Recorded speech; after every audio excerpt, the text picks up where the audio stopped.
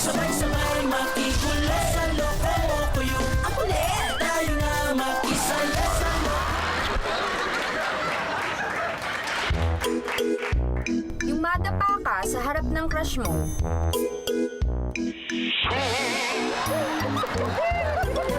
Awkward. Nandirito ang bihag na galing sa kabilang harian. Ano bang gusto niyong parusa na igawad sa kanya? Death penalty! Death penalty! Death penalty! Narinig mong sinasabi ng mga taong bayan. Ikaw ba, papayag ka na death penalty ang igawad sa'yo? Siyempre hindi. Eh bakit? Ano kayo, sinuswerte? Papatayin nyo na nga ako tapos may penalty pa? Ayoko nga magmulta.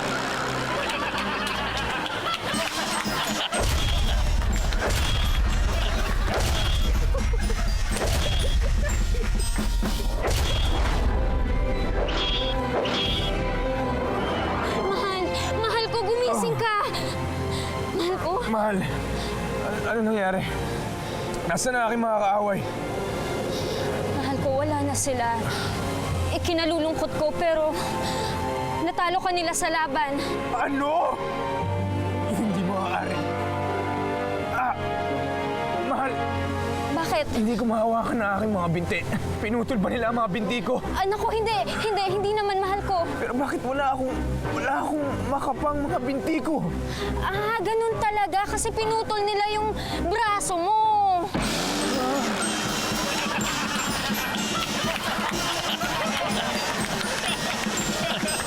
If you want it, I'm gonna be ba-ba boom, boom. If you got it, you got it, you got it.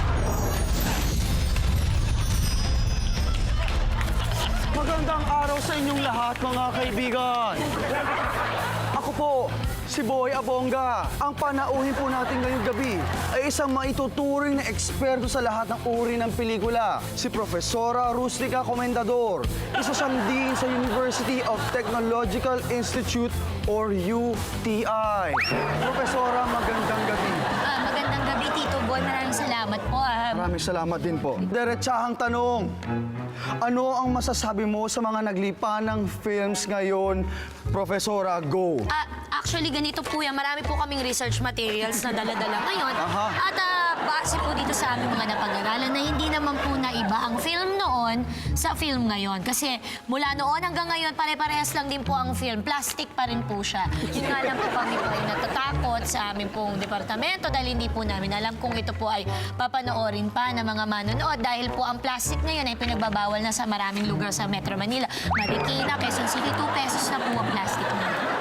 Opo, Profesora, parang mali po yata ang pagkakaintindi niyo ng film. Ano ba yung ibig mo sabihin? Okay, Profesora, mali po ang ating simula. Ang ibig kong sabihin na film ay yung movies. Okay, movies. Okay, hindi yung material na ginagamit na film. Okay, ibig mo bang sabihin, Profesora, wala kang alam sa mga film sa sinasabi ko? Ibig ko sabihin wala kang hilig sa mga pelikula. Meron naman, syempre. Okay, sige, diretsahang tanong. Ano ang masasabi mo at bakit yung title ng Jack and the Beanstalk ay naging Jack the Giant Slayer? Sagot. Okay, yan. Involved ako dyan. May kinalaman ako dyan. Oh? Ano ba? Profesora, ano? Kasi ganito yan. Di ba? Ang gusto ng mga producer baguhin yung konsepto, yung titulo ng palabas. So, ako ay nag-suggest, bilang mungkahi lang naman na, bakit hindi natin palitan na Jack and... Kasi yung beanstalk, parang hindi naman nagtotok yung beanstalk. So, walang nakaka-relate, parang hindi swak, di ba? So, bakit hindi Jack and Mr. Bean?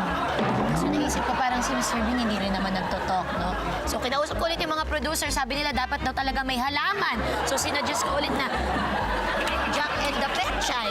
Pero nagalit yung mga producer kasi parang puro pagbabae lang daw ang mga makikater nito, ang market nito. So talagang gusto nila may elemento pa rin ng halaman.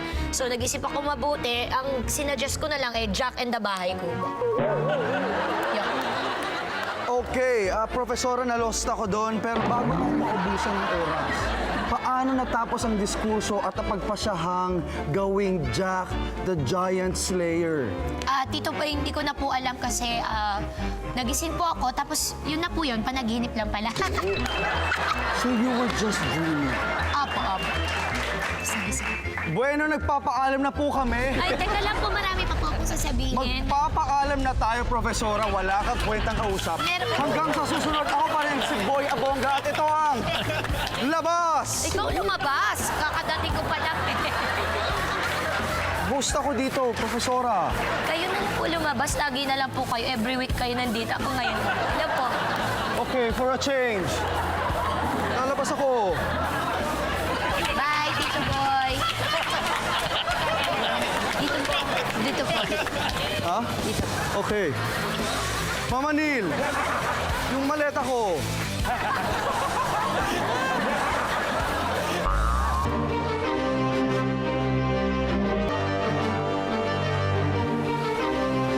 Hoy, ikaw.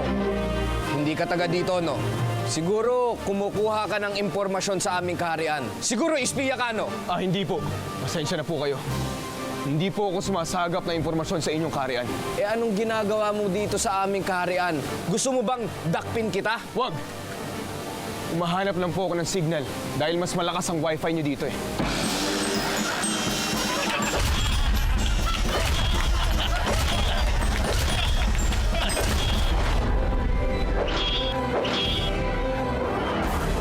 Kapag natalo mo ang ating mga kalaban at nakabalik ka dito, pakakasalan kita. Humayo ka. Eto ang espada ng aking ama. Gamitin mo. Susubukan ko, aking mahal. Eh, paano kung ako lang ang makabalik? Pakisoli na lang ang espada ng aking ama. Please!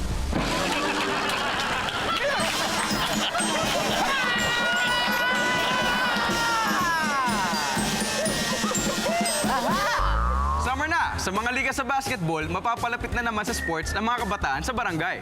Like! Ang kaso, pagkatapos naglaro, diretso naman sa tagay. Unlike... Welcome back to Pinoy Astig. Alam niyo ba mga kapatid na ang may record pala ng pinakamatagal na pagkanta ng awiting May Pulis sa ilalim ng tulay ay isang Pinoy. Tigasin ka ba? Kakasa ka ba kay Facundo Dalmasio?